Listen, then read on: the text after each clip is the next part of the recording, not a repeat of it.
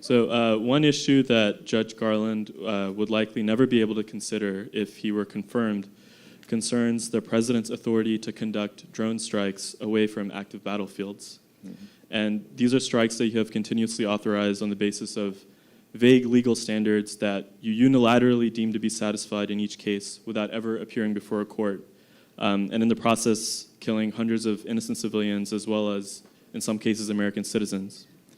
So my question is, how are these killings morally and legally justified? And what kind of message does this drone program send about America's values to the world, the American people, and to law students like myself who refuse to put our trust in an opaque process? Okay, I think that's a great question.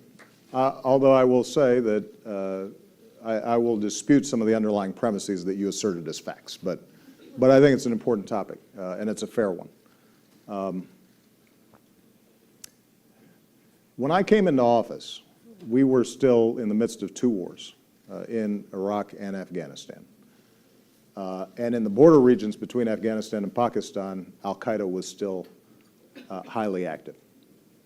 And drone technologies began to develop in parallel with, had developed prior to my presidency, but started to really accelerate in terms of the technology and the precision with which strikes could be taken.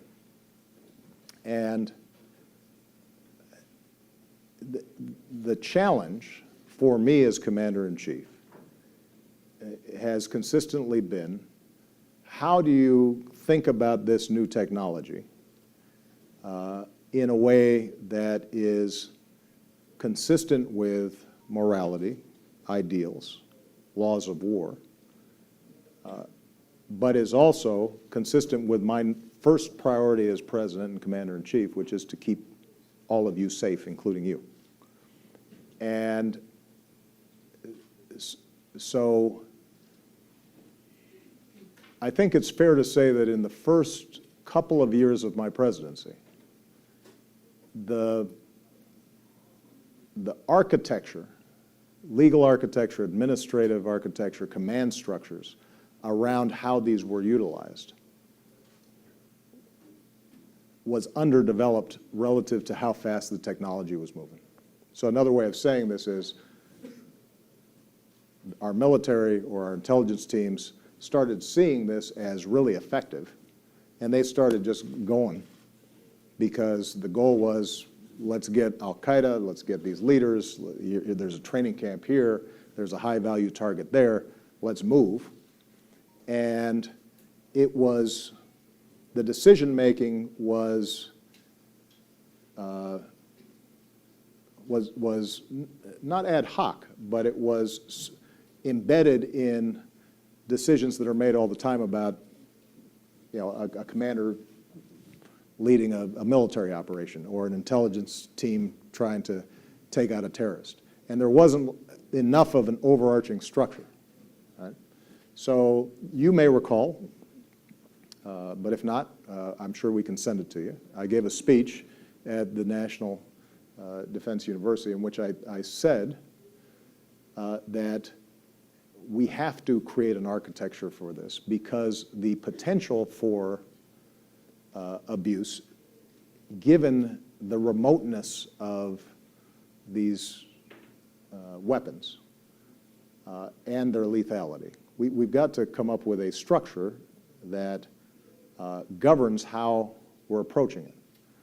And that's what we've done. So I put forward what's called it's a presidential directive. It's basically a set of administrative guidelines whereby these weapons are being used. Now, we actually did put forward a non-classified version of what those directives look like. And it says that you can't use these weapons unless you have near certainty that there will not be civilian casualties, that you have near certainty that the targets you are hitting are, in fact, terrorist organizations that are intending to do imminent harm to the United States.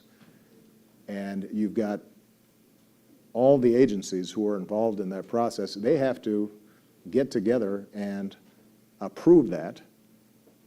And it goes to the highest, most senior levels of our government in order for us to make those decisions.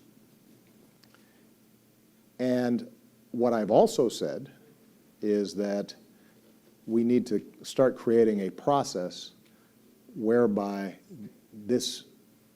whereby public accountability is introduced so that you or citizens or members of Congress outside of the Intelligence Committee can look at the facts and see whether or not we're abiding by what we say are these norms.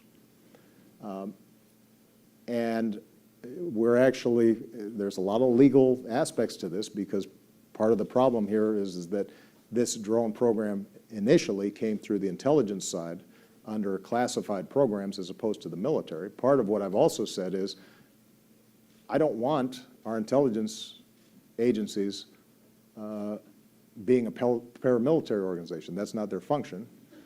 As much as possible, this should be done through our Defense Department so that we can report, here's what we did, here's why we did it, here's our assessment of what happened. And so slowly we are pushing it in that direction. My hope is that by the time I leave office, there is not only an internal structure in place that governs these standards that we've set, but there's also a institutionalized process whereby the actions that the U.S. government takes through drone technology are consistently reported on an annualized basis, so that people can look.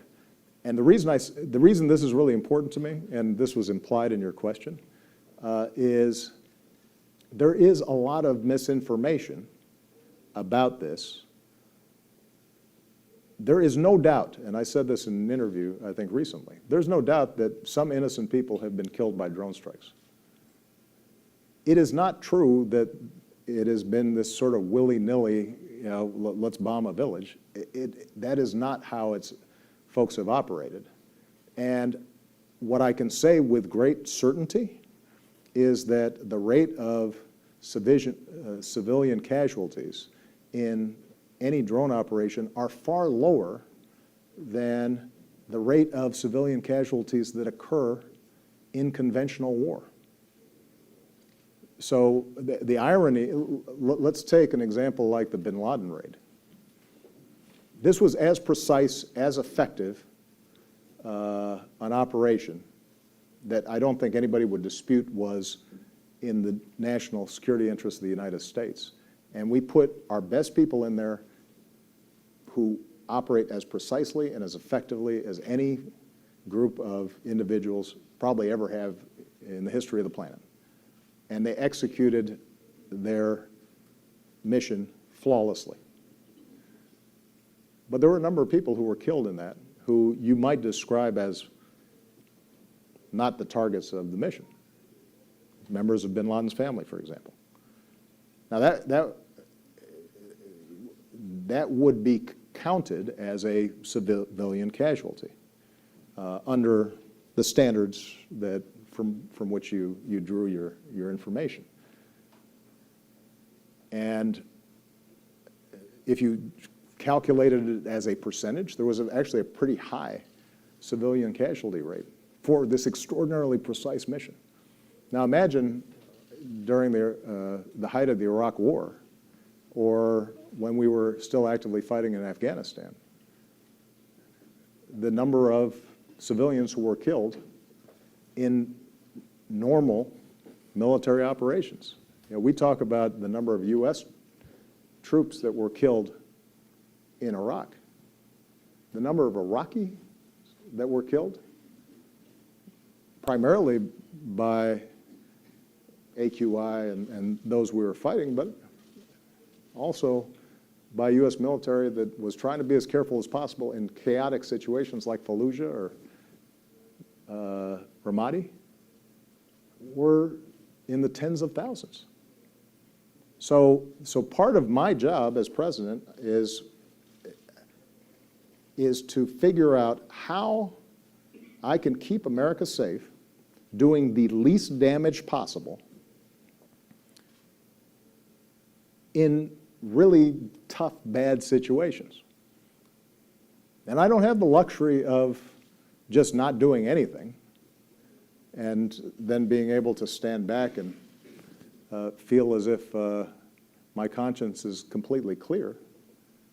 I have to make decisions because there are folks out there who are genuinely trying to kill us and would be happy to blow up this entire room without any compunction, and are actively trying to find ways to do it.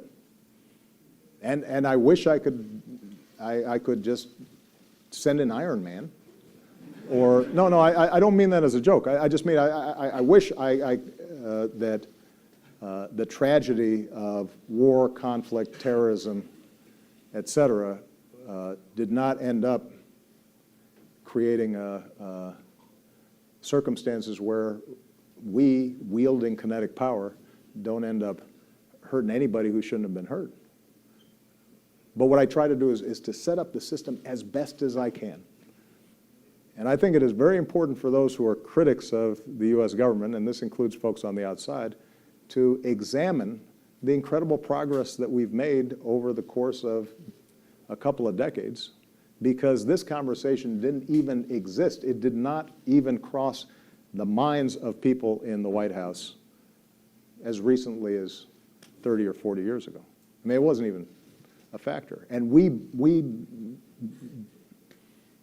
anguish over this in a very serious way. But what I do think is a legitimate concern is that the transparency issues. I think that the way that this got built up through our intelligence and what's called our Title 50 programs meant that it wasn't subject to the same amount of democratic debate as when we are conducting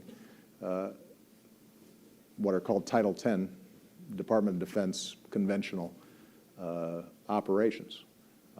And that's done a disservice not only to the public being able to examine where we made mistakes and create corrective action, it's actually also done disservice to the incredibly dedicated men and women in intelligence and in operations who perform these operations, who are subject to accusations that somehow they're irresponsible and bloodless and going around blowing up children, which is not the case. And our popular media, I think, has been able to just project a whole bunch of scenarios that are generally not accurate. I guess I should stop there. But thank you for the question. It was a legitimate one.